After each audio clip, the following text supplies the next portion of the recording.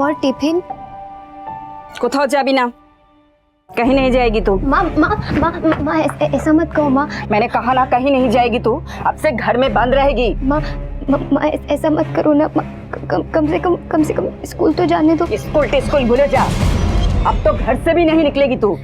नहीं माँ एक बार मेरी बात सुन लो। एक जो तेरे सिर पे भूत सवार है ना, इसे मैं उतार कर छोड़ूंगी। मैं भी माँ हूँ तेरी। माँ दरवाजा क्यों बंद कर रही हो? एक बार बात ये पागलपन नहीं सहन करूंगी मैं। जब तक मैं काम से वापस नहीं आती हूँ इसी घर में बंद रहेगी। माँ दरवाजा बंद करो। माँ एक बार मेरी बात सुनो। पीढ़ी दर पीढ़ी माँ बाप और बच्चों के बीच की दूरी बढ़ती जाती है। जहाँ बच्चे अपने फैसलों को सही मानकर उस पर किसी भी तरह की रोक टोक सहन नहीं करते हैं, वहीं माँ बाप बच्चों के फैसलों को अपने अनुभवों के तराजू से तोलना चाहते हैं। कहना मुश्किल है कि कौन सही है और कौन गलत, लेकिन अगर माँ बाप और बच्चों के बीच की वैचारिक दूरियां कम ना की जाएं, तो अपराध के सर उठाने की गुंजाइश बन जाती है। आज क्राइम पेट्रोल के एपिसोड में हम आपको प्रिया नाम की लड़की की ऐसी कहानी सुनाने जा रहे हैं जो हम चाहेंगे कि वो कभी किसी लड़की की जीवन में ना घटे। हमारी बेटी प्रिया घर से गायब है साहब। मैं काम पर थी, जब घर लौटी तो घर पर नहीं थी। आप रो मत, हम पता करते हैं। मेरा दिल बहुत घबरा रहा है साहब, उसको इतना समझ नहीं है। 17 साल की तो है। किसी पर शक है आपको? एक लड़का है साहब, उसी ने मेरी मासूम बच्ची को बहकाया होगा। कौन है वो लड़का? कुछ दिन पहले की बात है साहब, बहुत देर हो गई थी, वो घर नहीं लौटी तो मैं उसकी सहेली से पूछा। उसने बताया कि सुब्रतो की फोटो की दुकान पर है और हमेशा वहीं रहती है। मैं वहाँ गई तो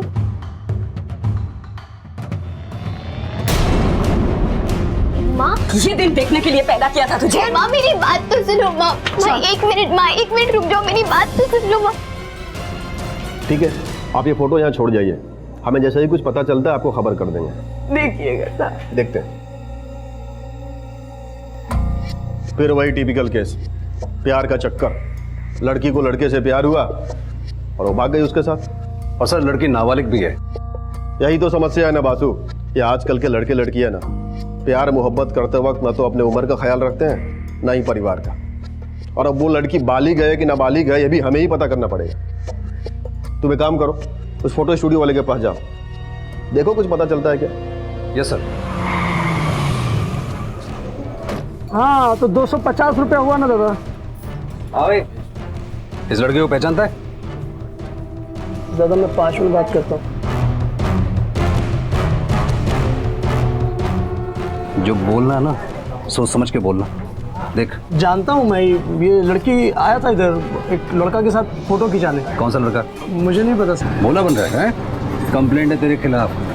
स्टूडियो का तूने हियाशी गड्ढा बना रखा है? अरे नहीं साहब, चल इसको। अरे नहीं साहब, पुलिस स्टेशन से मालूम पड़ जाएगा। एक मिनट साहब, ये देखो साहब, ये लड़की इस लड़के के साथ आया था साहब फोटो खिंचाने। क्या नाम इसका? बापी। कहाँ रहता है ये? साहब मुझे नहीं पता।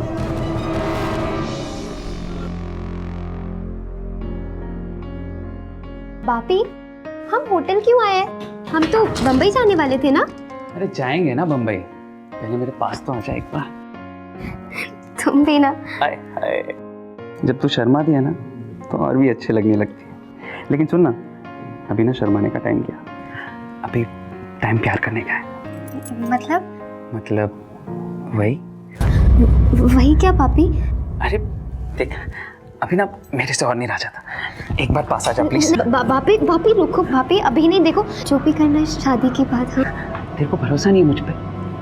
पापी भरोसे की बात नहीं है। तो फिर क्या बात है? क्या बात है, बोलना क्या बात है? उनकी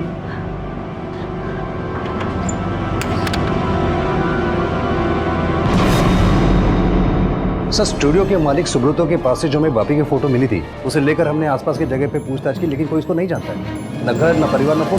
लेकिन सर हमारे पुलिस रिकॉर्ड में जो वांटेड क्रिमिनल्स की स्केचेस हैं, ये सर देखिए सर, बापी की फोटो इस स्केच से काफी मिलती जुलती है। और सर इस रिकॉर्ड के हिसाब से अब तक ये 3 लड़कियों को अपने साथ लेके भाग चुका है। काफी सिमिलर है। और प्रिया का इस लड़के के साथ भागने का मतलब ये है कि इस केस को जैसा हम समझ रहे थे वैसा है नहीं।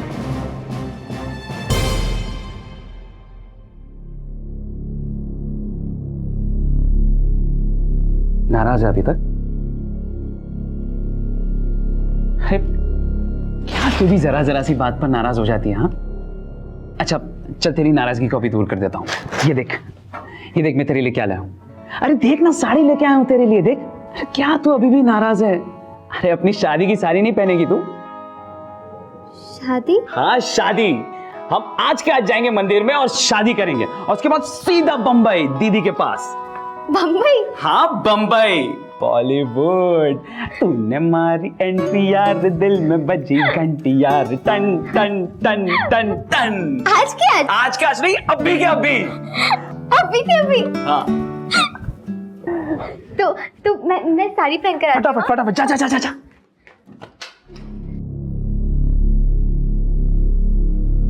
बासु, इस बापी का पूरा कच्चा चिट्ठा, इसका बायोडाटा, स्केचेज, फोटोग्राफ्स, जो कुछ भी हमारे पास अवेलेबल है, सारा का सारा आसपास के सारे पुलिस स्टेशन में डिस्पैच कर दो। हमें किसी भी हालत में प्रिया को ढूंढना ही है। Yes sir. ओम गणानान्त्वा गणपतिगुं हवामहे प्रियाणान्त्वा प्रियपतिगुं हवामहे। अब ये विवाह संपन्न हुआ। आज से आप दोनों पति पत्नी हुए।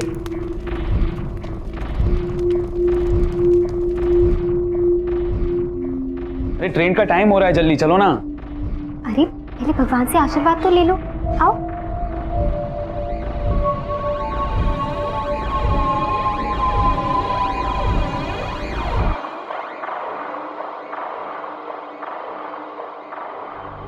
एक महीना हो गया, कब पहुंचेगा तू यहाँ पर? मैडम एक मस्त माल की डिलीवरी लेके आ रहा हूँ आपके लिए।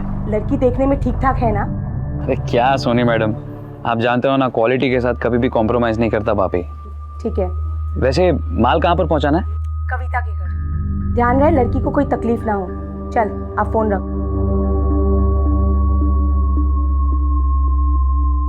सुनो, तुम लोग प्रिया के बचपन के दोस्त हो ना? जी दादा। एक लड़का है बापी, उसे प्रिया अक्सर मिला करती थी। कुछ पता है तुम्हें इसके बारे में?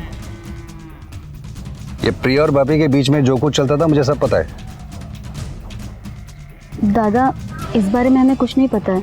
एक बात बताऊं, प्रिया और बापी के बीच में जो नाता था ना, वो मोहब्बत वाला नहीं था। उसका मकसद था प्रिया की मासूमियत का फायदा उठाना, और उसने वही किया। एक बात और, ये प्रिया पहली लड़की नहीं है जिसे उसने इस तरह से फंसाया है। इसके पहले 3 और लड़कियों को उसने इस तरह से धोखा दिया है। इसलिए मैं कह रहा हूँ कि अगर तुम्हें प्रिया ने अपने बारे में या बापी के बारे में कुछ भी अगर बताया है तो मुझको बताओ। मैं तुम्हारी मदद से तुम्हारी सहेली की जिंदगी बर्बाद होने से बचा सकता हूँ। जी दादा, प्रिया ने मुझे बताया था। क्या बताया था? देख परी, मैं तो बहुत जल्द बम्बई जाने वाली हूँ, वहाँ खूब मजे करने वाली हूँ, लेकिन तू मुझे मत भूल जाना। हाँ बम्बई? हाँ। लेकिन तुझे बम्बई कौन ले जा रहा है? बापी ले जाएगा, वादा जो किया है उसने। वो बापी, वो तुझे बम्बई क्यों ले जाएगा? प्यार जो करता है मुझसे। उसने ना मुझसे कहा है कि मुझसे शादी करेगा, बम्बई ले जाके बड़े से घर पे रखेगा और खूब घुमाएगा। क्या शादी? हाँ शादी। सत्ती बाबा। लेकिन तेरी अम्मा? अरे अम्मा को तो मैं समझा दूंगी जब बम्बई से वापस आऊंगी ना तब।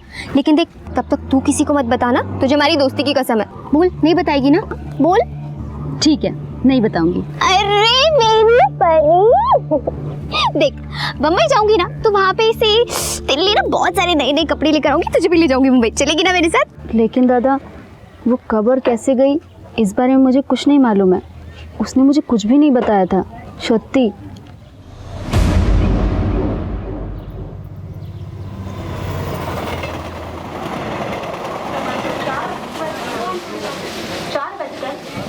आ गए मुंबई। भीड़ है ना यहाँ पर? भीड़ तो होगी, शहर है बहुत बड़ा। बिल्कुल वैसा ही दिखता है जैसे फिल्मों में देखा था। है ना? आ जाओ, वहां से रिक्शा पकड़ते हैं। खार डांडा, खार डांडा। हाँ बैठ।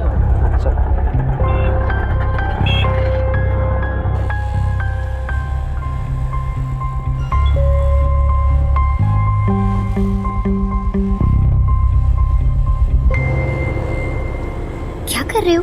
अरे पागल, ये बम्बई है। हाँ तो जैसा देश वैसा भेस। मतलब अभी शर्माना वरमाना छोड़ और मुझे जो करना है वो एक बार करने देना। तो अभी छोड़ो, वो रिक्शा वाला देख रहा है। हाँ तो क्या हो गया, उसको देखने दे। ये मुंबई है पगली, यहाँ पर सब चलता है, खुल्लम खुल्ला चलता है, तू टेंशन मत ले। अच्छा। अरे छोड़ने के लिए शादी थोड़ी की है मैंने तुझसे। हाँ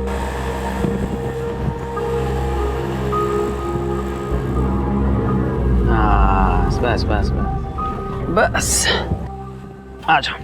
कितना हुआ? 160 रुपये हुए। 160 हुआ क्या? 160 ये लो। 160 यहाँ से चल के जाना पड़ेगा। आओ।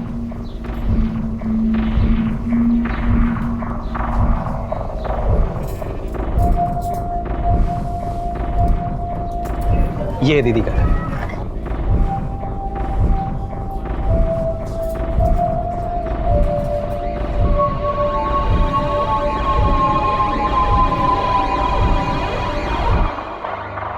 प्रिया, ये कविता दीदी है, मेरी बहन। अरे बस बस रहने दो, खूब खुश रहो। कितनी सुंदर है। मानना पड़ेगा बापी, तेरी पसंद एकदम लाजवाब है।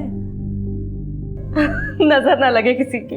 प्रिया, ये इनके देवर है। जी नमस्ते। अरे प्रिया, तुम तो सफर से थक गई होगी ना, आ जाओ अंदर थोड़ा आराम कर लो। आ जाओ मेरे साथ। जाओ जाओ।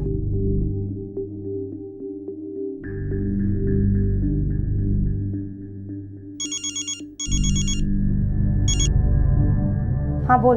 हम पहुंच गए यहाँ पर। गुड। रास्ते में कोई तकलीफ तो नहीं हुई ना? अरे नहीं नहीं मैडम, रास्ते में कोई तकलीफ नहीं हुई। आपका माल एकदम सही सलामत है। Very good. जब तक मैं ना बोलूँ ना, तुम दोनों वहीं रहना, समझ गए ना? कोलकाता पुलिस ने जब बापी के बारे में तहकीकात की तो उन्हें पता चला कि ये लड़का पहले भी कई मासूम लड़कियों को बहला फुसलाकर भगा चुका है। बापी प्रिया को लेकर मुंबई के लिए रवाना हो चुका था। ये बात कोलकाता पुलिस को रेलवे स्टेशन से पूछताछ के बाद पता चल चुकी थी और कुछ लोगों ने उन्हें मुंबई की ट्रेन में बैठते हुए भी देखा था। इस केस की कड़ियों को सुलझाने के लिए और बापी नाम के शख्स को जल्द से जल्द पकड़ने के लिए कोलकाता पुलिस तुरंत मुंबई के लिए रवाना हो गई।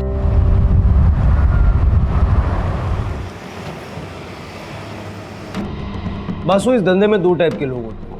एक वो जो अकेले लड़कियां सप्लाई करते हैं और दूसरे वो जिनका अपना गैंग होता है। सर, सवाल ये नहीं कि वो लड़का अकेला है या किसी गैंग के लिए काम करता है। सर, सवाल उस लड़की की जिंदगी का है। तुम फिक्र मत करो, हम अपनी तरफ से पूरी मदद करेंगे। सावंत, ये फोटो और डिटेल्स सारे पुलिस स्टेशन में सर्कुलेट करवा दो। हो सर। अगर वो मुंबई में है तो आज नहीं तो कल ट्रेस जरूर हो जाएगी।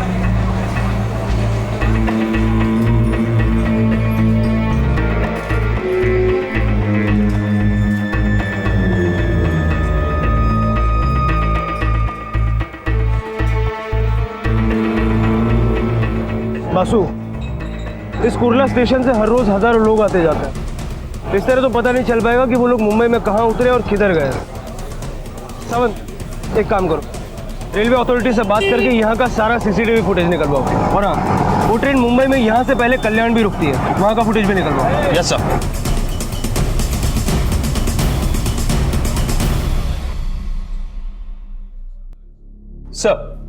सर ये देखिए, कुर्ला रेलवे स्टेशन के सीसीटीवी फुटेज में ये दोनों आ गए। सर ये देखिए, ये रहे वो दोनों। थोड़ा रिवाइंड करो, पॉज करो, इस ऑटो पे जूम करो।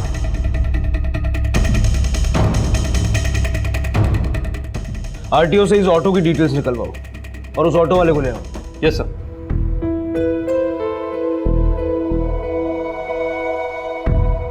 प्रणाम माँ, मैं तुम्हें बिना बताए इस तरह चली आई, उसके लिए मुझे माफ़ कर देना। मैं यहाँ बम्बई में हूँ और हमने मंदिर में शादी कर ली है। माँ, तुम जैसा समझती हो बापी वैसा बिल्कुल नहीं है। वो बहुत अच्छा लड़का है और मुझसे बहुत प्यार करता है। तुम मेरी बिल्कुल फिक्र मत करना, मैं एकदम अच्छी हूँ और बहुत जल्द तुम्हें भी यहीं बुला लूँगी। तुम्हारी प्रिया। क्या कर रही है तू? जा जल्दी से फटाफट तैयार हो जा जाकर। क्यों, कहीं जाना है? हाँ, आज बम्बई दर्शन कराऊंगा तुझे। वाह, बम्बई दर्शन? चल प्रिया, आज मैं तुझे अपने हाथों से और अपने तरीके से तैयार करती हूँ। ठीक है दीदी। अच्छा सुनो, इससे पहले कि मैं भूल जाऊँ, ये चिट्ठी ना माँ को भेज देना, हाँ याद से। हाँ ठीक है, भिजवा दूंगा। चल भी तू जाकर जल्दी फटाफट तैयार हो जा, देर मत कर।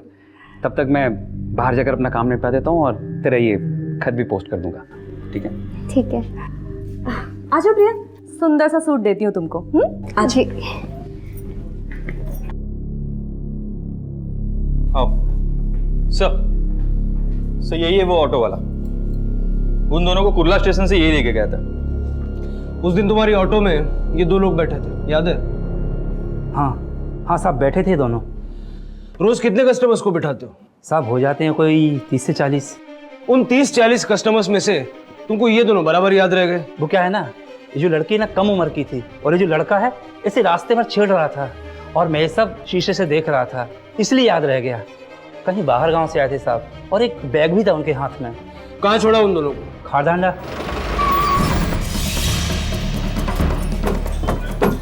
बोलो। साहब यहीं पे छोड़ा था। यहाँ से कहाँ गए? वो दोनों इस गली में चले गए थे। चलो।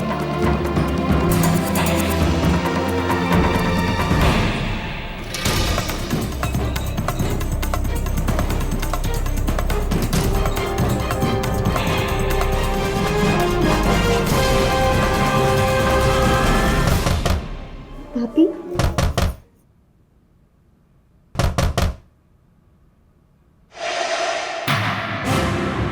जी, आप लोग कौन? मारती है और तू पैसे लेकर नाटक कर रही है। मारेगी मुझे तू। दीदी दीदी दीदी देखिए ना, ये दोनों बदतमीज पता नहीं कहाँ से आ गए, कह रहे पैसे दिए मेरे लिए। ना दीजिएगा दीदी। एकदम चुप, मुंह से आवाज नहीं निकलनी चाहिए। सेठ माफ कीजिएगा, ये लड़की नई है धंधे में, देख लीजिएगा।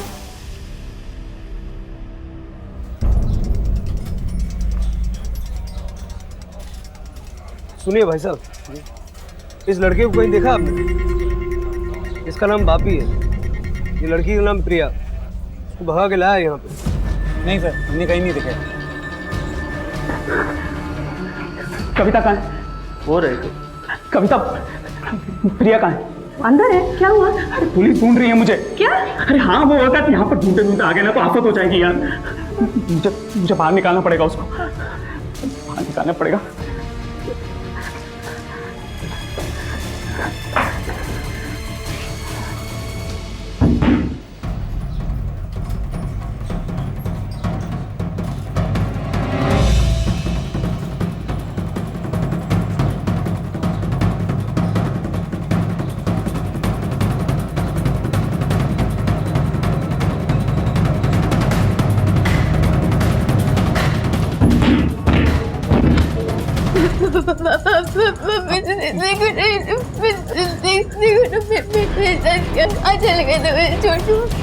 डर लग रहा है मुझे, ले चलो यहाँ से। तू डर मत, मुझे पता चल गया कि कविता दीदी ने क्या सलूक किया है तेरे साथ।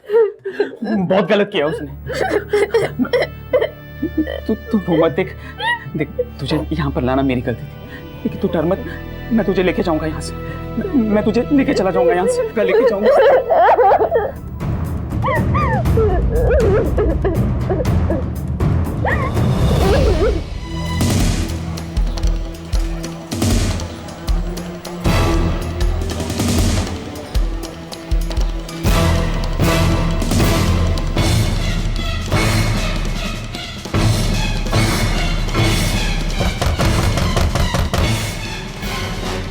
कौन?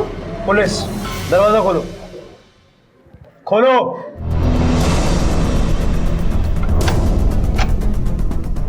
अरे साहब आप ये दोगे कुठे?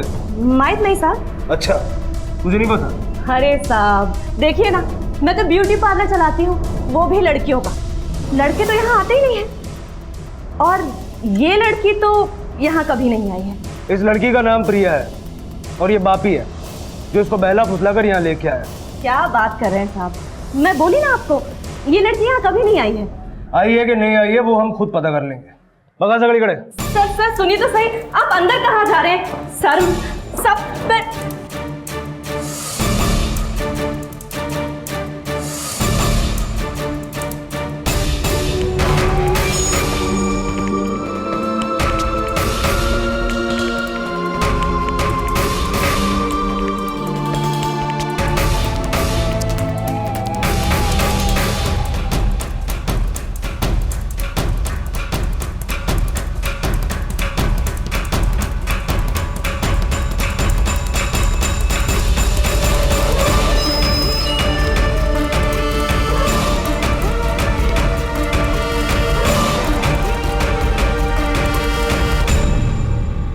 सावंत, कुछ मिला? No sir. कोई पीछे की तरफ रास्ता है, कोई खिड़की है कि जहाँ से भाग सकता है? सब देख लीजिए। नहीं साहब।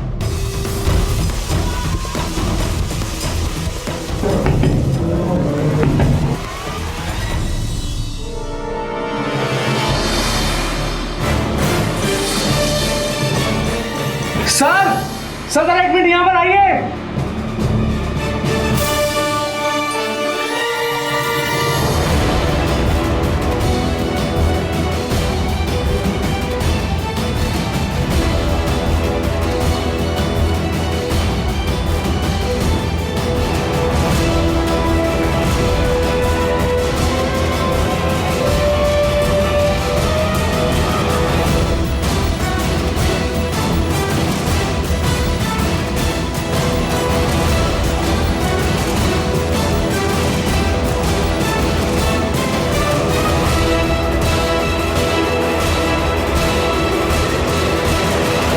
तो ये है तुम्हारा ब्यूटी पार्लर। कहाँ छुपा के रखा है दोनों को? सीधे सीधे बोलोगी या इनसे बुलवाऊं? माफ कर दीजिए साहब, बापी यहीं था, पर अब वो उस लड़की को लेकर कहाँ गया है मुझे नहीं पता। अच्छा, अब तक तो तुम्हें यही नहीं पता था कि बापी कौन, और अब वो चला भी गया। सारी कहानी शुरू से एंड तक बता दो। बताती हूँ साहब, बताती हूँ। बापी पिछले कई सालों से मेरे साथ काम कर रहा है। वो गांव से लड़कियां लेकर आता है और मेरे पास यहाँ धंधे के लिए छोड़ देता है। बापी रहता कहाँ है? मोबाइल नंबर क्या है उसका? साहब मुझे नहीं पता बापी कहाँ रहता है, मोबाइल नंबर नहीं पता मुझे। तो तुमसे धंधे के लिए बात कैसे करता था? साहब बापी मुझे कभी कभार ही फ़ोन करता था, और कभी करता तो लैंडलाइन से, और 6 महीने से तो वो आया ही नहीं, फ़ोन भी नहीं आया। कुछ दिन पहले आया तो बिना कॉल किए सीधा लड़की लेकर आ गया। वापस झूठ? नहीं साहब, वो क्या है ना, हमारे धंधे में कोई रिस्क नहीं लेता। सावंत, या मुलीना हॉस्पिटलला पाठवाणी, इनको पुलिस स्टेशन लेके चलो। साहब सुनिए तो। मैडम खुद चलेंगी या लेके चलो? पर साहब सुनिए तो। सावंत, ऐसा करो कि इस बापी की फोटो न्यूज़पेपर और न्यूज़ चैनल पे दे दो, देखते हैं कब तक भागता है हमसे। Yes sir. और सुनो। हेलो साहब, मेरी बेटी का कुछ खबर पता चला? आपकी बेटी को ढूंढने की पूरी कोशिश कर रहे हैं। कितना टाइम हो गया साहब, अभी भी प्रिया का कुछ पता नहीं चला कि जाने किस हालत में होगी मेरी बेटी। साहब मुझे बहुत चिंता हो रही है। मैं आज ही बम्बई के लिए निकलती हूँ साहब। हम लोग हैं यहाँ पर, आपको आने की जरूरत नहीं है। कविता तक तो पुलिस पहुंच चुकी थी, लेकिन बापी अब भी पुलिस की गिरफ्त से दूर था। पुलिस के सर्च ऑपरेशन में वेश्यावृत्ति के घिनौने धंधे में फंसी कुछ लड़कियों की जिंदगी तो बच गई थी, लेकिन प्रिया की जिंदगी अब भी खतरे में थी। वहीं दूसरी तरफ मुंबई से मीलों दूर कोलकाता में प्रिया की मां अपनी बेटी की चिंता में खुद मुंबई जाने की तैयारी कर चुकी थी। पुलिस के लिए सबसे बड़ा सवाल यह था कि आखिर बापी कविता के घर से प्रिया को लेकर कहां गायब हो गया था।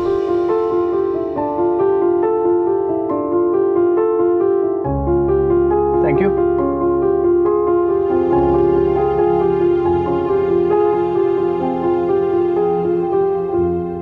पापी मुझे घर जाना है, माँ के पास। अरे आएंगे ना बाबा, मैं खुद लेकर जाऊंगा तुझे माँ के पास, ठीक है? पापी लेकिन मुझे बहुत डर लग रहा है। अरे क्यों चिंता कर रही है? मैं हूं ना। एक काम कर, तू बैठ जा, बैठ जा, बैठ जा। मैं पानी लेके आता हूं तेरे लिए। प्रिया, कविता ने जो किया है ना तुम्हारे साथ, बहुत गलत किया है। देखना, उसको बहुत बुरी सजा मिलेगी इसके लिए। भगवान कभी माफ नहीं करेगा उसे, मैं भी कभी माफ नहीं करूंगा उसको।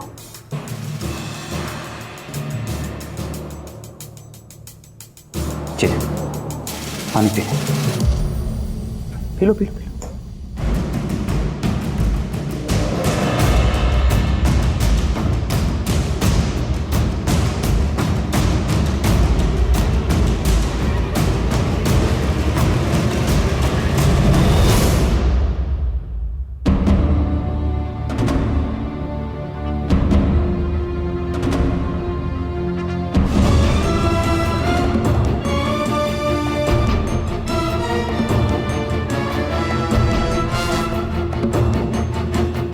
प्रिया तुम तो हो ना?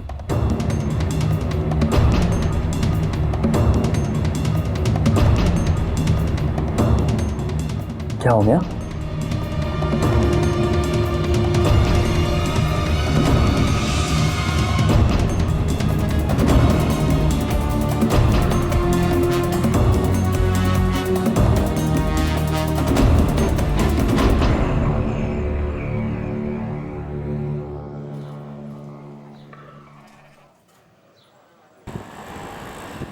शख्स का नाम बापी है, जो कि कलकत्ता के गांव से 16 साल के नाबालिग लड़की को भगाकर अपने साथ मुंबई लेके आया है। अगर ये शख्स आपको मुंबई में कहीं भी दिखाई देता है या इसके बारे में आपको कुछ भी पता चलता है तो तुरंत ही नज़दीकी पुलिस स्टेशन में सूचित करें या फिर नीचे दिए हुए नंबर पर मुंबई पुलिस को इन्फॉर्म करें।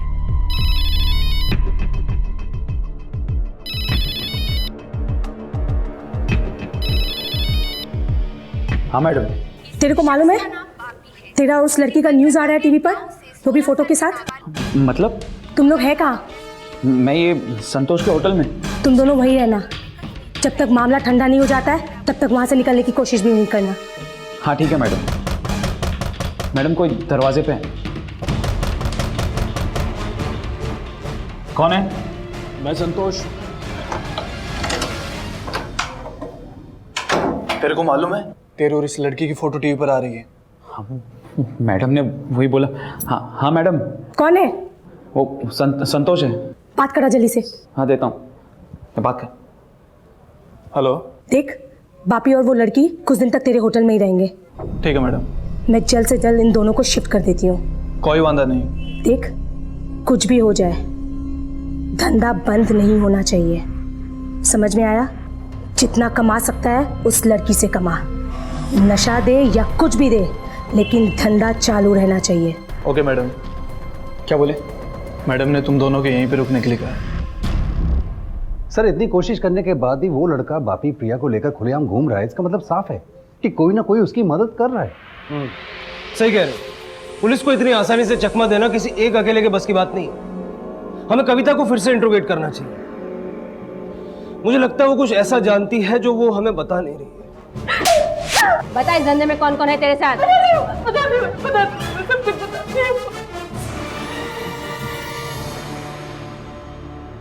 बोल, कौन है इसके पीछे?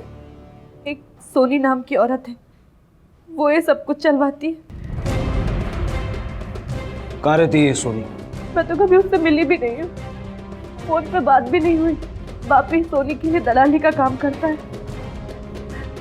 मैं सिर्फ बापी को जानती हूँ साहब, बापी के मुंह से उसका नाम सुना था मैंने सब कुछ बता दिया, जितना मुझे पता था सब कुछ बता दिया मैंने साहब।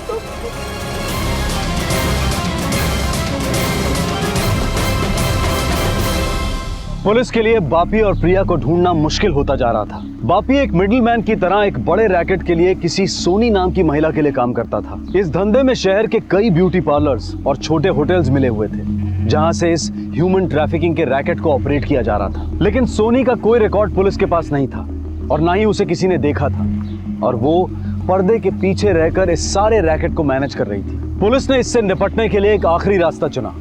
उन्होंने एनजीओ की मदद ली। आपने जो बातें बताई उसके मुताबिक हमें सबसे पहले उन जगहों पर रेड करनी चाहिए जहां इस तरह की एक्टिविटीज अक्सर होती रहती हैं। इसीलिए स्वाति जी, हमें आपकी हेल्प चाहिए थी।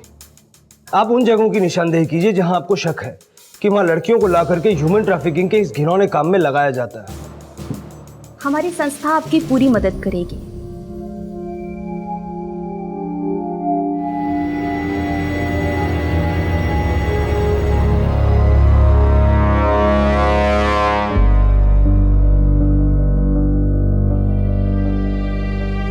প্রিয়া, हाँ প্রিয়া দেখ শোনা কি এনেছি তোর জন্য। বল না।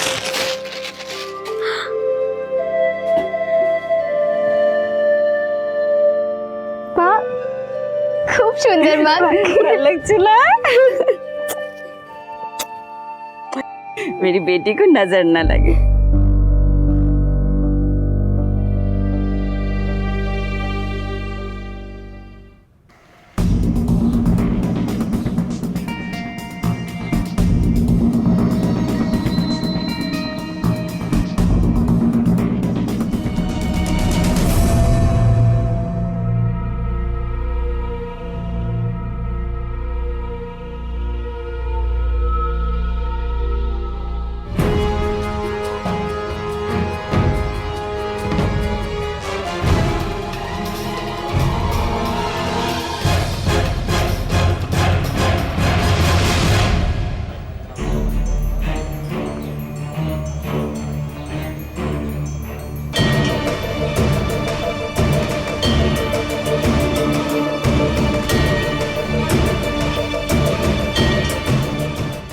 पियो।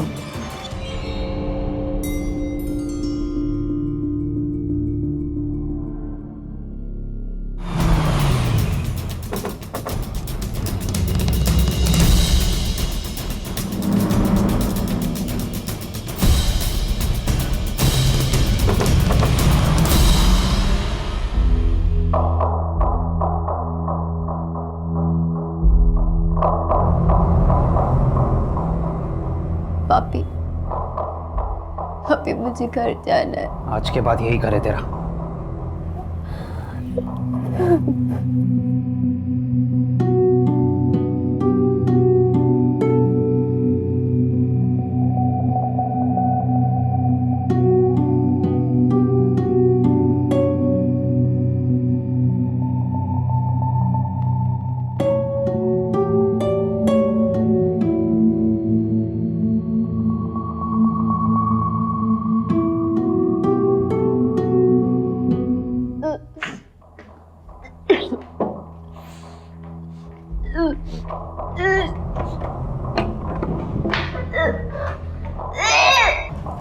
अच्छा, वो रविराज से बात की थी ना तुमने? हाँ। क्या बोला वो, कब तक आए? पापी, पापी, पापी, पापी रहम करो। मुझे मुझे मेरी माँ के पास बेहोश हो गई उसको, उठा उठा जल्दी उठा।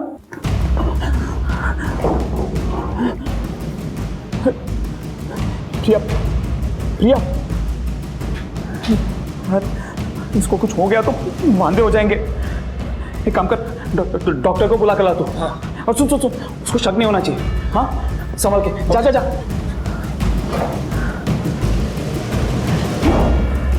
प्रिया, प्रिया,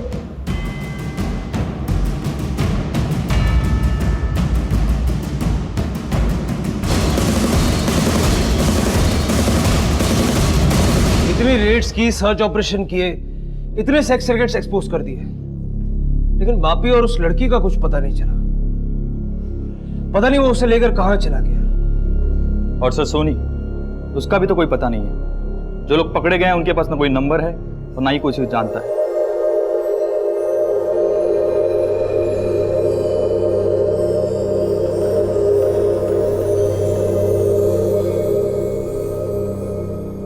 ये कौन है आपकी? डॉक्टर साहब, ये मेरी वाइफ है। हमारी अभी अभी शादी हुई है। वैसे क्या हुआ डॉक्टर साहब इसे?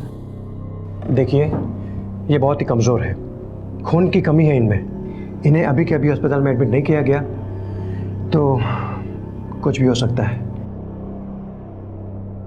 बहुत इमरजेंसी केस है। डॉक्टर साहब, वो थोड़ा पैसों का प्रॉब्लम था। मैं कल सुबह तक अरेंज कर दूंगा। मैं कल सुबह इसको एडमिट कर दूंगा। डॉक्टर साहब, आप अभी के लिए अगर हो सके तो कुछ दवाई लिख के दे दीजिए ना।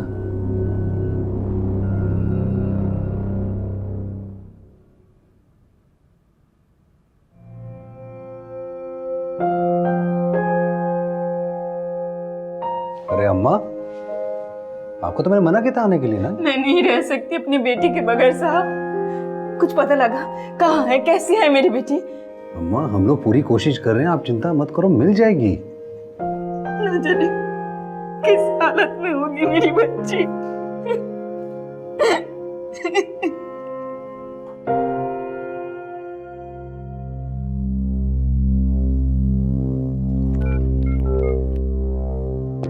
मैं डॉक्टर अस्ताना बोल रहा हूँ। मैं अभी एक होटल से एक लड़की का चेकअप करके आ रहा हूँ। ये वही नाबालिग लड़की है जिसकी न्यूज़ टीवी पे दिखाई जा रही है। अब इसका क्या करें? एक काम करते हैं, इस अस्पताल लेके चलते हैं। पागल हो गया क्या तुम? अस्पताल ले जाएंगे और किसी ने देख लिया तो पकड़े जाएंगे। सब जानते हैं हमारे बारे में यार। इसको कहाँ ले जाना है मुझे पता है।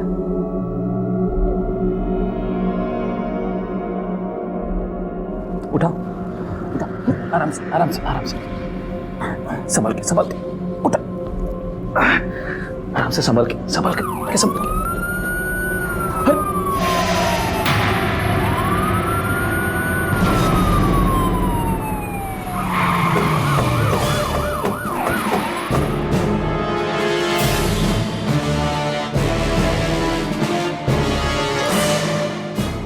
लड़की ने काम फंसा दिया यार। पापी क्या छिपके बैठा है? मैंने कुछ नहीं किया साहब। कुछ नहीं किया तो ये लड़कियां कहां से आई? हाँ? मैंने कुछ नहीं किया साहब। लड़कियों को फंसा के यहाँ लेके आता है। सब पता चल जाएगा। चल लेके जाओ इसको भी लेके जाओ। चल कुछ नहीं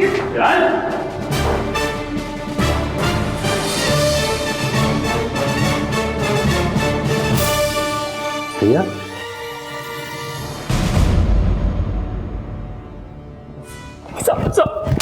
मत मारो साहब, मारो मत साहब। मैं बताता हूँ साहब, मैं सब बताता हूँ साहब। ये सोनी कौन है? साहब मैं सोनी के लिए काम करता हूँ साहब।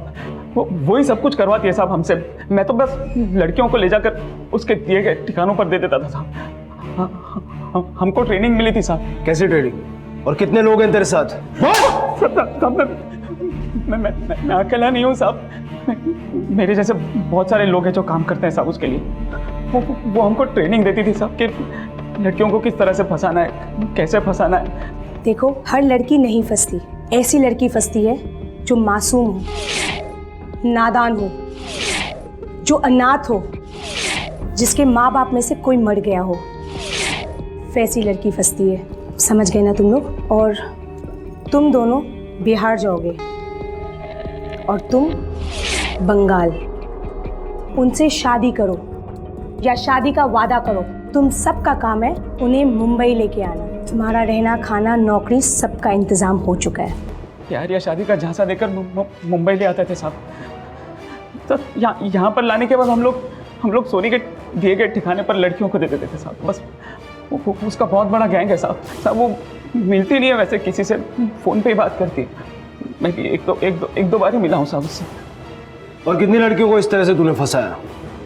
याद नहीं है साहब, लेकिन बिहार और कलकत्ता की बहुत सारी लड़कियाँ लाकर दिए मैंने सोनी को। ये सोनी रहती कहाँ? जी, आप लोग कौन? पुलिस। चलो हमारे साथ। क्या मैंने कुछ नहीं किया। अरे मैंने कुछ भी नहीं किया, छोड़ो मुझे।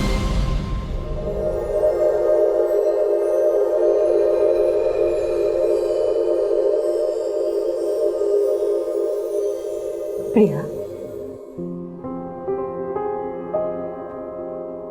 मेरी बच्ची, मुझे माफ कर दो। बहुत बड़ी गलती हो गई। इसमें तेरी कोई गलती नहीं है मेरी बच्ची। तू सही सलामत है, ये मेरे लिए बहुत है।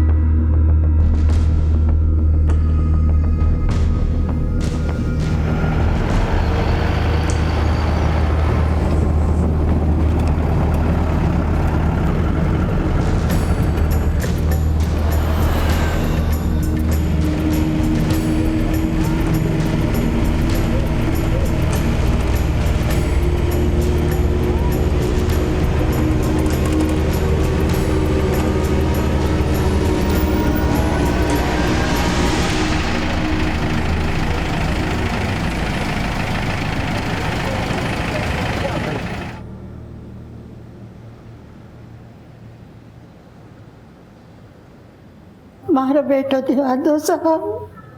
कहाँ है आपका बेटा? एक झाड़ से लटके हुए पिछला 1.5 साल से।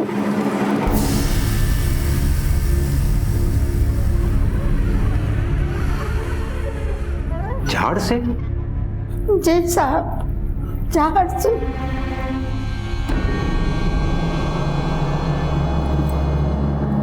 27 अगस्त 2015 को एक बूढ़ी माँ 70 किलोमीटर की दूरी तय करके एक पुलिस चौकी पहुंची। उसकी शिकायत थी कि पिछले 18 महीने से उसके बेटे का शव एक पेड़ पर लटका है। क्या मजबूरी रही होगी इस माँ की जो वो इतनी लाचार थी, और क्यों एक मृतक के शरीर के साथ इस तरह का निर्मम बर्ताव हो रहा था। हमारे देश में आज भी ऐसे कई छोटे छोटे गांव हैं जिनके 70 किलोमीटर तक के रेडियस में भी कोई पुलिस व्यवस्था नहीं है। और जाहिर सी बात है कि जहां कानून व्यवस्था नहीं होती है वहां पर लोग अपने कानून खुद बना लेते हैं। और ऐसा ही कुछ हुआ इस बूढ़ी मां के साथ भी।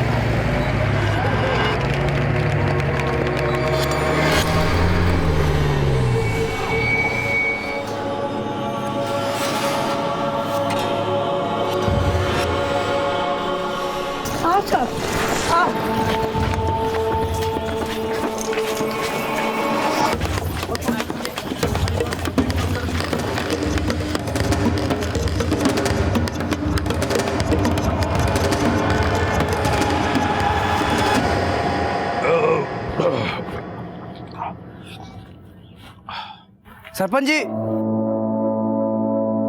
खम्बा गड़ी सा। खम्बा। सरपंच जी, उस बुढ़िया ने कोई काम धंधा तो है नहीं। पहले दिन रात अपने बेटे की लाश के नीचे बैठी रहती थी और अब घूमते घूमते शहर पहुंच गई और वहां से पुलिस ले आई। सरपंच जी, वो बात एकदम बर्दाश्त से बाहर है कि हमारे पुरखों के बनाए हुए रिवाज पे कोई टांग अड़ावे।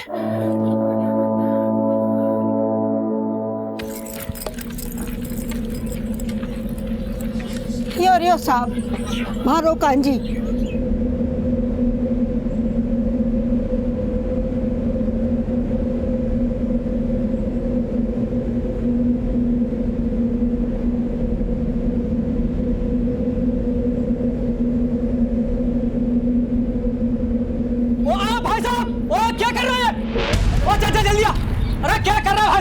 कुछ करने से पहले इजाजत ली है क्या? आप कौन? बड़े भाई लागे सुन इसका भाई से। ये टेकपुर है, यहाँ का कानून आपकी किताबों में ना मिलेगा। और गांव में तो घुस गए पर यहाँ के मामलों में ना घुसने देंगे आपको। गांव को मान लो। अरे यो मारो बेटो तो, कांजी मारो बेटो तो, सारा भाई तो यो। साहब, मारो बेटो चावे। 9 महीना तक अपना खून से इन बेटा ने पालो। आज 18 महीना से यो पेड़ पे टंग रहे थे। सब लोग अपना रास्ता भूल गया, अपना रिश्तों कांजी से भूल गया। अरे रिश्तों से बड़ा होया रिवाज, हाँ? 1-2 रिश्तों की अहमियत तो कोई नहीं को। और तू इन सब मामलों में मत पड़ मां। बोल दे रहा हूं मैं तेरे को, तू कुछ मत कर। कौन न चालू मैं? मारो बेटो छो।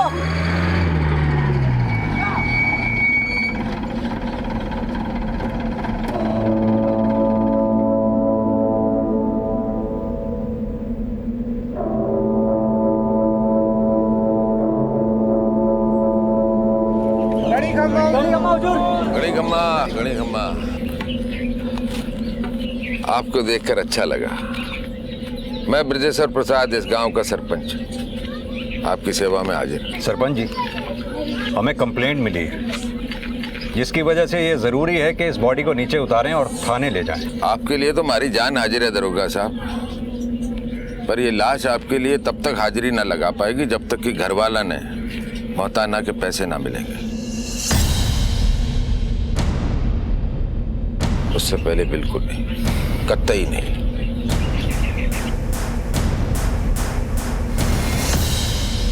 मौताना यानी मौत का मुआवजा। मौताना राजस्थान के भील समुदाय की बनाई हुई एक ऐसी प्रथा थी जिसमें अगर मजदूरी करते वक्त किसी की मृत्यु हो जाए तो उस जमीन के मालिक को मरने वाले के परिवार को हर्जाना देना पड़ता था। लेकिन समय के साथ इस परंपरा ने एक भयानक रूप ले लिया। अब मृतक के शरीर का अंतिम संस्कार तब तक नहीं किया जाता जब तक उसका हर्जाना वसूल नहीं हो जाता, और इसके लिए तरह तरह के हथकंडे अपनाए जाते हैं। आज जहां एक तरफ हम डिजिटल इंडिया की बात करते हैं, ग्लोबलाइजेशन की बात करते हैं, वहीं दूसरी तरफ आज भी हमारे देश में ऐसे कई गांव और प्रांत हैं जो रूढ़िवादी और झूठी परंपराओं की बेड़ियों में जकड़े हुए हैं, और मौताना भी एक ऐसी ही प्रथा का नाम है। कांजी के भाइयों को भी मौताना से मिलने वाली रकम का इंतजार था, लेकिन इस बार ये इंतजार 18 महीने का हो चुका था। कि कांजी की मौत कैसे हुई? नशेड़ी था, नशे की हालत में क्या कुछ कर जाता था कुछ पता नहीं चलता था। नशे और परेशानी ने उसे खुदकुशी करने पर मजबूर कर दिया। अब मैं एक माँ की परेशानी न्यू अच्छी तरह से समझू, पर क्या करूं? पुरखों की पुरानी परंपरा है, कैसे तोड़ूं? ये सब झूठ बोले हैं साहब। हमारा बेटा ने खुदकुशी को नहीं करी। आप गांव के सरपंच हैं, आपको तो कम से कम कानून की समझ होनी चाहिए। उल्टा आप इन लोगों का साथ दे रहे हैं, बढ़ावा दे रहे हैं, कानून तोड़ रहे हैं। अब जिस कानून की बात कर रहे हो ना दरोगा साहब, वो यहाँ से 70 किलोमीटर दूर आपकी चौकी पर खत्म हो जाता है। ये हमारे बाप दादाओं ने अपने हाथों से ये गांव बसाया है, और इस गांव के अंदर उनका ही कानून चलता आया है, उनका ही कानून चलता रहेगा। अगर आपको पकड़ना ही है ना तो जाओ उस जाकर रतन को पकड़ो। रतन? ये रतन कौन है? अरे वही कमीना जिसकी वजह से कांजी मारा गया। वो उसी के खेता में काम करता था। वो सुबह शाम उस पर बड़ा जुल्म करता था, मारता पीटता रहता था। गायब होने से एक दिन पहले तक वो उसी के खेता में काम कर रहा था। उसी ने उसको आत्महत्या करने पर मजबूर कर दिया। अब मौताना की बात आई तो गायब हो गया गांव से।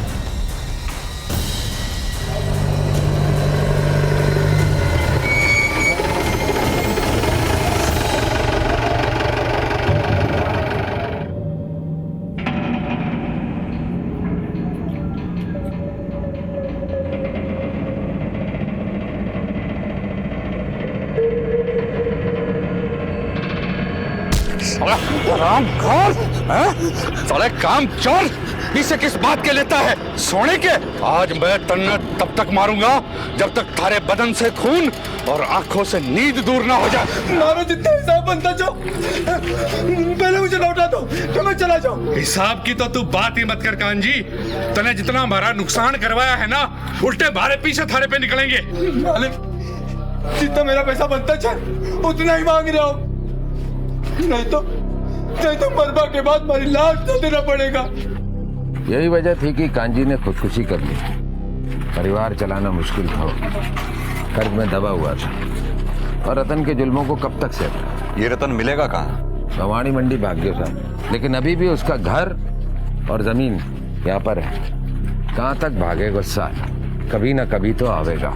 और जब तक रतन खुद आकर के पैसे मतलब मौताना नहीं देता तब तक लाश ऐसी टंगी रहेगी पेड़ पे। ये तो हमारे गांव का रिवाज है।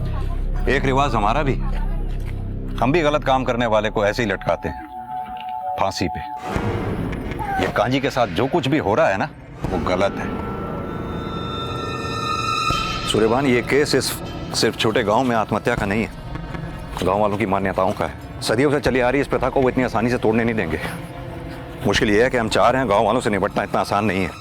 अगर कांजी को गांव से बाहर निकालना है तो हमें भी अपनी ताकत गांव वालों के बराबर करनी होगी। सर, अगर आप कहें तो मैं एक्स्ट्रा फोर्स का इंतजाम करूं। हाँ बिल्कुल सर, करो। बैठो जल्दी, चलो। एक्स्ट्रा फोर्स तो हमें मिल जाएगी सूर्यभान, पर शायद इस प्रोसेस में थोड़ा वक्त लगेगा। ये गांव भी तो कुछ ज्यादा दूर है अपनी चौकी से। तुम्हें क्या लगता है, कांजी को आत्महत्या करने के लिए किसी ने उकसाया होगा क्या? हो सकता है। साहब जी, कान्जी मोटी चमड़ी का था। ऐसा हो ही नहीं सकता कि उसने आत्महत्या की हो।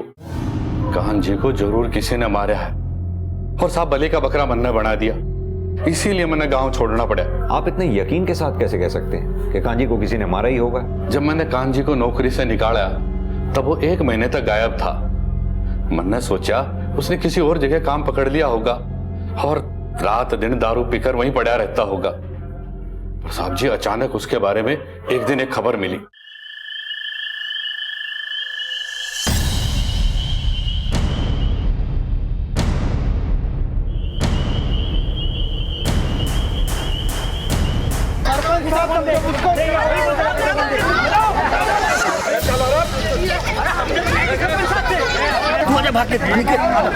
क्या बात है सरपंच जी, यूं हमारे घर के आगे इतनी भीड़ क्यों लगा रखी है? हम लोग यहाँ पर कांजी की मौत का मौताना वसूलने आए थे। तारी हैसियत के हिसाब से ज्यादा ना है, सिर्फ 11 लाख रुपए। मारे से किस बात का मौताना? ना यो कांजी हमारे यहाँ काम करे था और ना इसकी लाश हमारी जमीन से मिली है। अरे क्यों झूठ बोले से रतन, मैंने अच्छे तरीके से मालूम है कि कांजी तारे खेतों में 1 महीने पहले काम करता था और जिस दिन तूने उसको मार पीट के निकाला उस दिन से वो गायब है। तन्ने मार दिया कांजी को रतन, तारी मार की वजह से उसने आत्महत्या कर ली और उसने जो कुछ भी कहा था तन से वो मन्ने अच्छे से मालूम। और तू ही मौत का जिम्मेदार है कांजी का, और 11 लाख रुपए तन्ने ही देने पड़ेंगे रतन। मैं 1 रुपये को नहीं दूं। थे कान खोल के सुन दो सरपंच जी, कांजी को 1 भी पीसो मारे ऊपर कौन नहीं निकले, बात खत्म। साहब जी, एक बोरी में खुद को बांध के फिर एक पेड़ से लटक कर कौन मरता है? और जहां कांजी की लाश मिली वहां उसकी लाश 1 दिन पहले तक क्यों नहीं थी? और अगर उसी दिन वो लाश उस पेड़ तक पहुंची तो कांजी 1 महीने तक कहां था? साहब जी, ये 100% मर्डर है। ये लोग मुझे फंसाकर हमारा रुपया लूटना चाहते हैं और ये रुपया 4 लोगों में बटेगा, पंचायत, कांजी की घरवाली और उसके 2 भाइयों में। साहब जी, हो ना हो इनमें से ही मारा किसी ने कांजी को। रतन के बयान ने इस केस को एक नया मोड़ दे दिया, क्योंकि मुआवजे की रकम हत्या का प्रमुख कारण लग रहा था। इसलिए उस रकम के जितने भी दावेदार थे, पुलिस ने उन सब की छानबीन शुरू कर दी। साहब, ये सब पन्ना के कारण हुआ है। मेरा बेटा कांजी पन्ना को बहुत प्यार करता था, पर शायद ये सब पन्ना के लिए काफी नहीं था। अगर वो भी चाहती तो क्या अपने पति को 18 महीने तक एक झाड़ से लटका रहने देती? किसी को कांजी की परवाह नहीं है, सब अपने फायदे में लगे हुए हैं। कांजी को ऊपर लटकाने में कई लोगों के ईमान नीचे गिरे हैं। कांजी की माँ को कांजी की पत्नी पन्ना पे डाउट है। रतन ने भी इशारा पन्ना की तरफ किया था। ये पन्ना का मामला कुछ ज्यादा ही उलझा हुआ लग रहा है।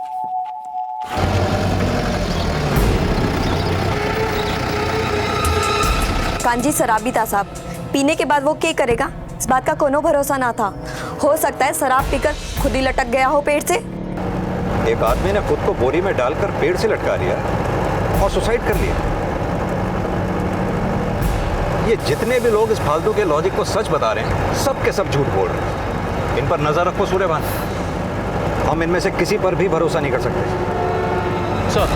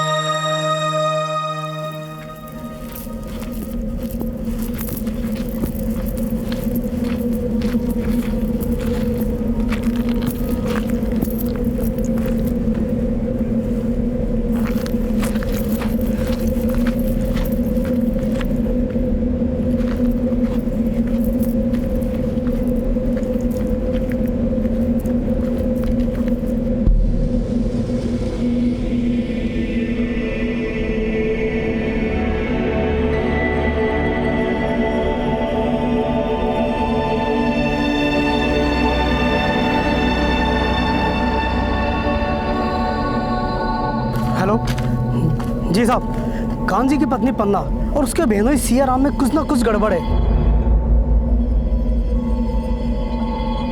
जी साहब, मैंने अपनी आंखों से देखा है। ठीक है,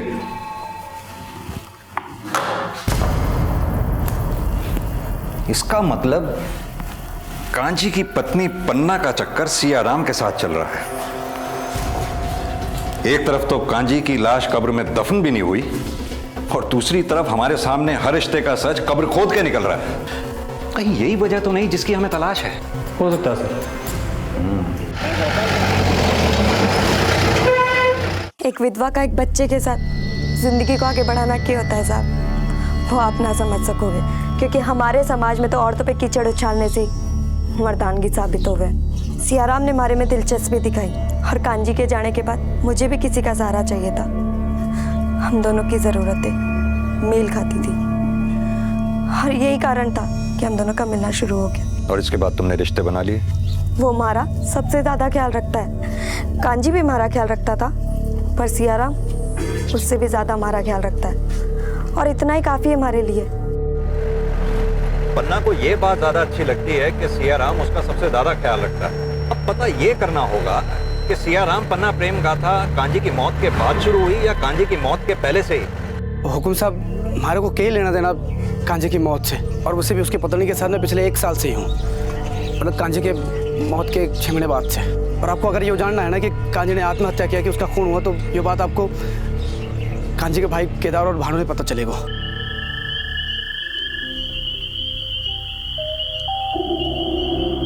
क्योंकि लाश सबसे पहले उन्होंने देखी हो और उनने बोलियो गांव वालों ने कि कांजी ने आत्महत्या कर लियो। हाँ साहब, सबसे पहले भानु और केदार ने देखा था, उन लोगों ने फिर हम सबको बताया, फिर हम लोग लाश लेकर रतन के घर गए मोताना मांगने। भानु और केदार दोनों के ऊपर बहुत कर्ज है साहब। कांजी 19 था तो ये दोनों भाई 20।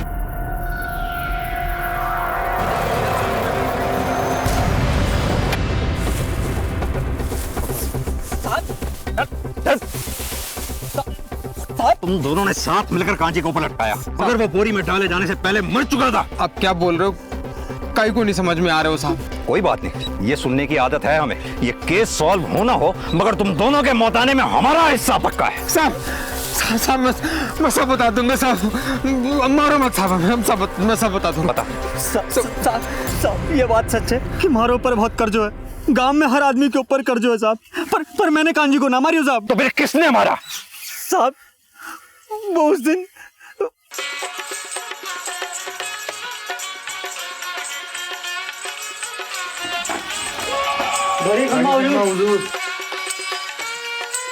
कांजी को 3 दिन से कोई पता ना है। तमाया बात करके गए थे।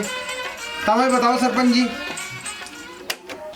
तारा भाई मिल जावे को, पहले हमारे साथ चलो, हमारे कुआं ने साफ करके आओ। चलो चलो ठीक है, चलो।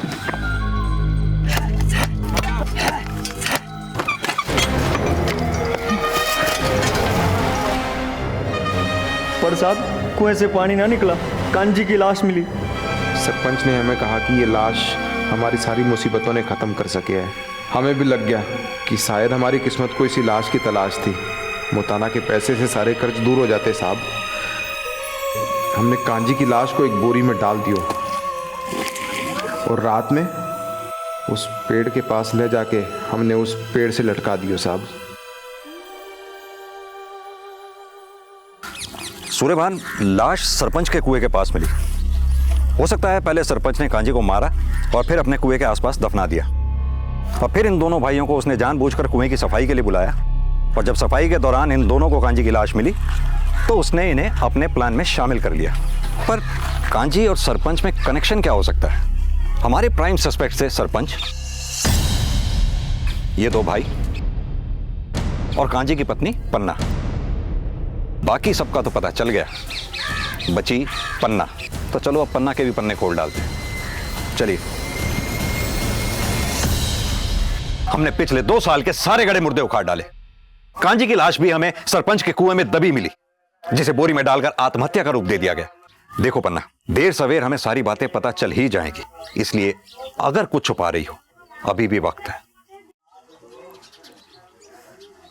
कांजी की जिंदगी सिर्फ 2 ही चीज़ों पे चलती थी साहब, पहला दारू और दूसरा कर्ज।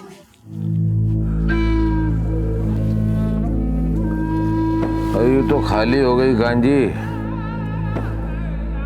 और पिएगा? एक काम कर, अपनी घरवाली ने लेके आ। बहुत जोर से भूख लग रही है, वो हमारे लिए खाना बनाएगी और मैं तेरे लिए दारू लेके आता। चल खड़ा। गाड़ी कम मालिक। मालिक ये रही मारी लोकाई, खाना एकदम चौको बनावे मालिक। अरे वो तो हम इससे बनवा ही लेंगे, हमारे को जो बनवाना है। तू ये दारू पी पी। मैं इसको रसोई दिखा के आता हूँ।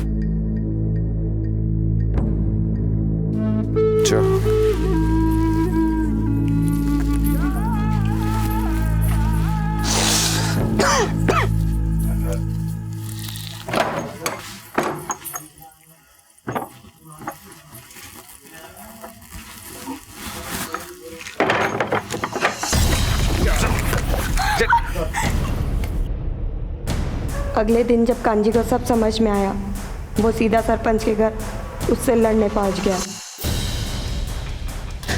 ये क्या किया तने मारे साथ? तने मारी को धोखा देके मारी लुकाई के साथ।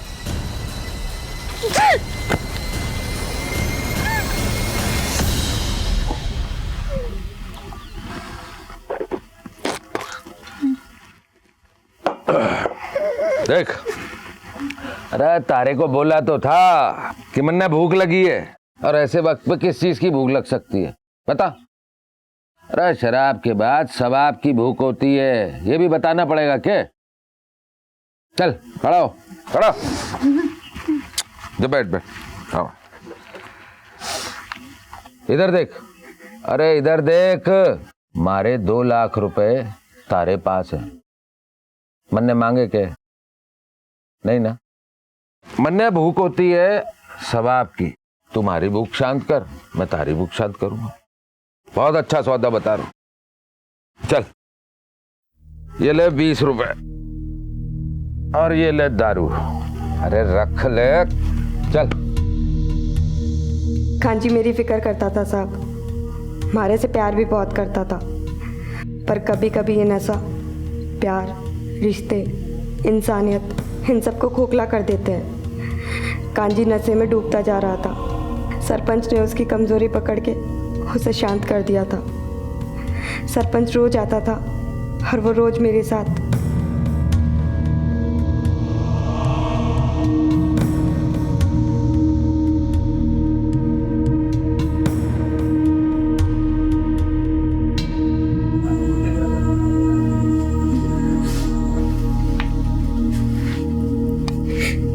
हम जात से भी छोटे और पैसे से भी गरीब है साहब। कई महीनों तक ऐसा चलता रहा, पर जिस दिन कांजी गायब हुआ उसके ठीक 2 दिन पहले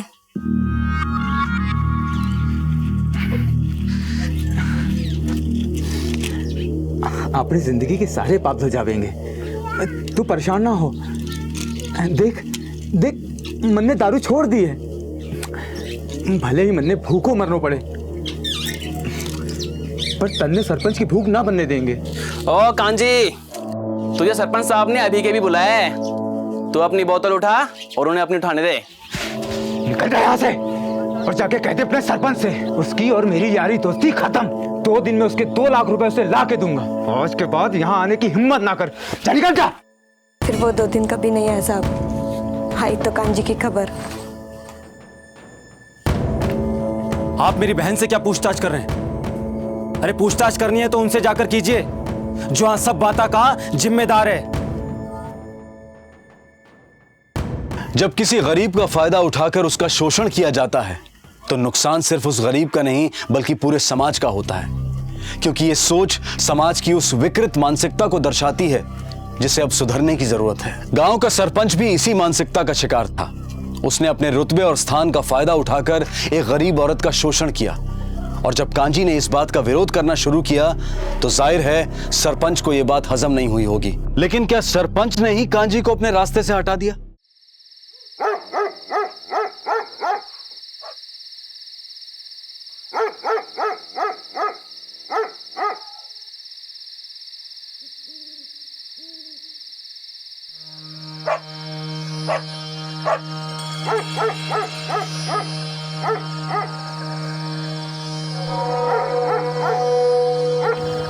काजी बेटा, लालच के आगे सारा रिश्ता मर गया है, सब अपना चक्कर में पड़ गया है।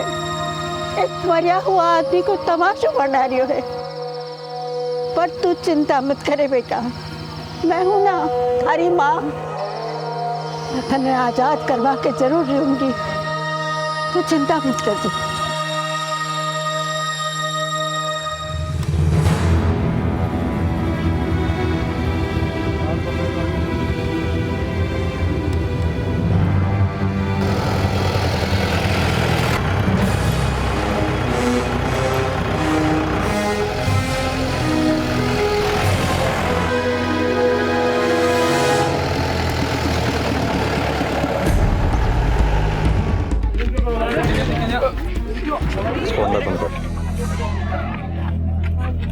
अम्मा जी, पोस्टमार्टम के बाद आपको आपका बेटा सौंप देंगे और हो सकता है शायद तब तक खूनी भी कानून की गिरफ्त में हो।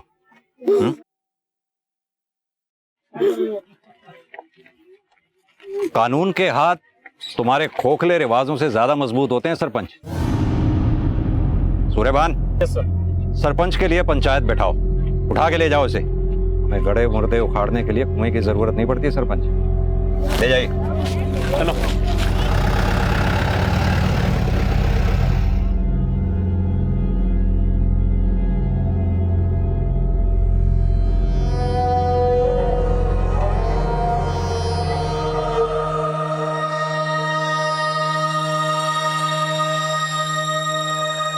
देखो दरोगा साहब, मन्ने कांजी का खून नहीं करा। आप ही बताओ, वो कांजी नंगा फकीर 20-20 रुपए हमारे से लेता था, हमारे से आखिर वो 2 लाख रुपए कहां से लाता?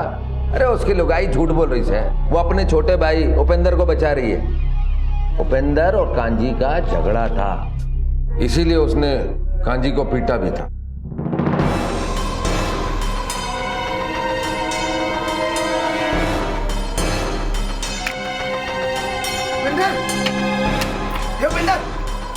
अबे सारों तू पत्तों खेलो यहाँ पे, मुझे सारों को सारे गांव में ढूंढने से भाग दो, लठ मारी कहाँ भागो तुम? अबे देख क्या लगा?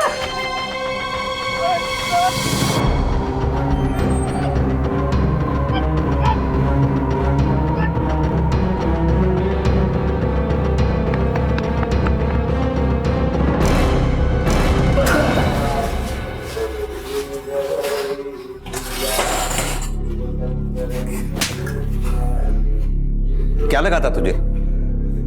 हमसे बच के भाग जाएगा? मैंने नहीं मारा साहब। अरे कांजी को मार कर क्या मैं अपनी बहन को विधवा बनाना चाहूंगा? ना। हाँ, मेरा खून जरूर खोला था जब मैंने अपनी बहन और सरपंच के बारे में सुना, लेकिन मुझे पता था कि मेरे चाल लेने से कुछ भी नहीं होगा। मेरी बहन एक दलदल में फंस चुकी थी सिर्फ कांजी की वजह से, इसलिए मैंने उससे बात करना बंद कर दिया। गायब होने के ठीक 2 दिन पहले कांजी मेरे पास आया। मन्ने दारू छोड़ दी उपेंद्र, मेरा भरोसा कर, भूखों मर जाऊंगा लेकिन कभी शराब को हाथ न लगाऊंगा।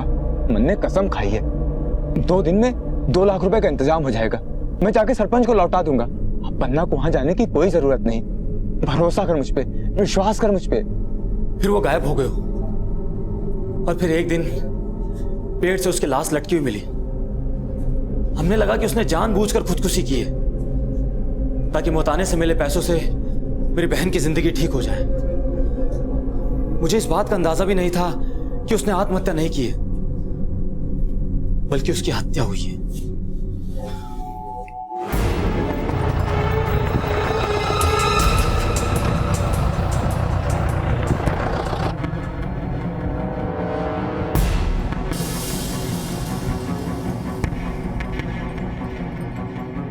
सूर्यवान, हो सकता है कांजी यहाँ किसी से 2 लाख रुपए लेने आया हो और उसे मार दिया गया हो सकता है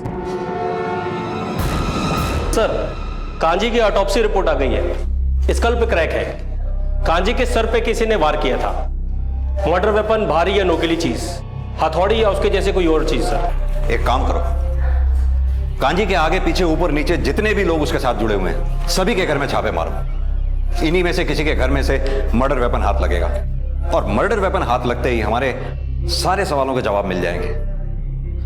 एक बात और, कांजी की जिस दिन मौत हुई उससे जुड़े सभी लोगों के कॉल डिटेल्स चेक करो, यहां तक कि अगर गांव में पीसी और लैंडलाइन जो भी है चेक करो, उस दिन की सारी कॉल डिटेल्स। यकीन मानो हम केस को सॉल्व करने के बहुत करीब है सूर्यभान।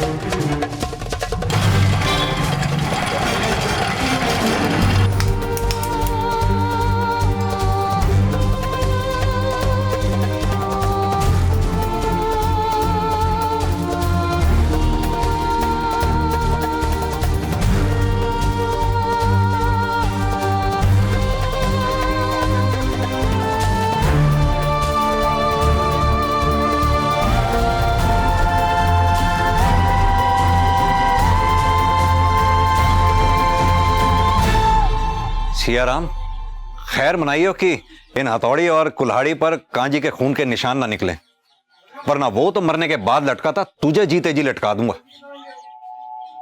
चलो सूर्यभान। सर रिपोर्ट आ चुकी है। लोहार के यहां से मिले कुल्हाड़ी के हैंडल में ब्लड ट्रेसेस मिले हैं जो कांजी के डीएनए से मैच करते हैं सर। क्या? साहब ये कुल्हाड़ी तो मैंने सियाराम ने आके बेची थी। तुझे कैसे पता कि इतने सारे औजारों में यही कुल्हाड़ी तुझे सियाराम ने बेची थी? साहब मैं तो बढ़ई और मिस्त्री का छोटे मोटे औजारी बनाऊं, कुल्हाड़ी तो कभी बनाई नहीं। कुल्हाड़ी भारी थी सो रख लिया, सोचे कि गला दूंगा। सर कॉल रिकॉर्ड्स आ चुकी हैं। हत्या के दिन कांजी और सियाराम के बीच बातचीत हुई थी और ठीक उसी रात सियाराम को मोबाइल लोकेशन उसी जगह पर एक्टिव था, कुएं के पास, और लोहार के पास से मिली कुल्हाड़ी भी सियाराम की ही है सर। इसका मतलब सियाराम ने ही कांजी को मारा है। इतने दिन से इधर उधर दौड़ा रहा है, हमें बेवकूफ समझता है क्या? या तू ज्यादा चालाक है? बोल दूं साहब, सब बोलूंगा। मैंने मारियो कांजी को साहब, मैंने मारियो कांजी को।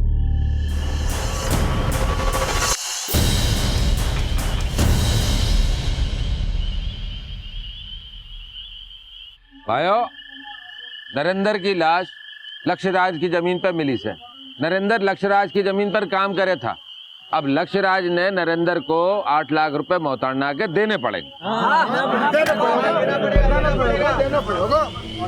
लक्ष्यराज चल भाई, मोहताना के पैसे दे।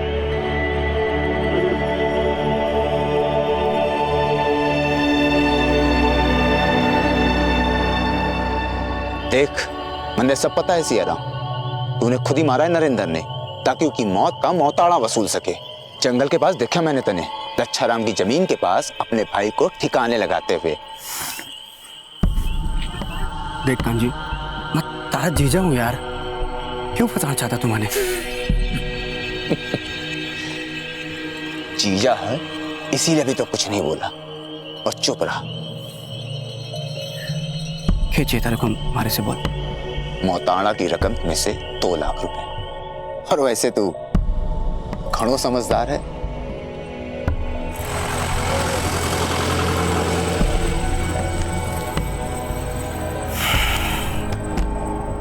समझदार तुम खड़ो हूं कांजी।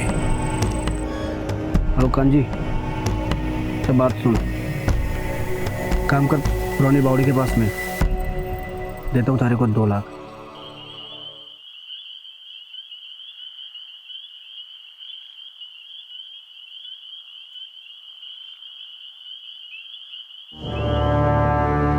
कत्ल तो हो गया साहब हमारे हाथ से कांजी का, पर मैं समझ को ना साहब, मैं करतो तो करतो क्या करतो।